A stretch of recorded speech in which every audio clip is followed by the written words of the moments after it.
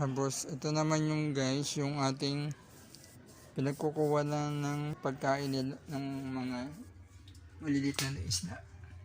Ito yung mga kiti-kiti. Ayan.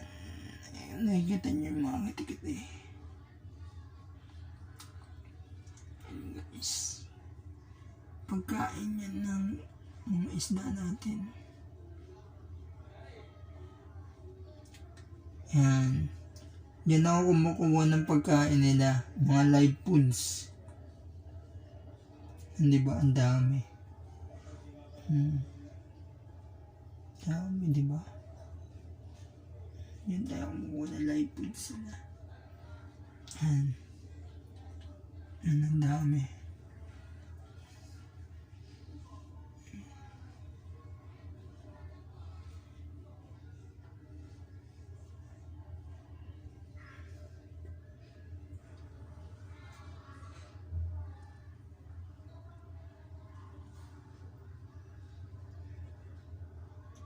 Laging busog na busog ang ating mga fry na isda.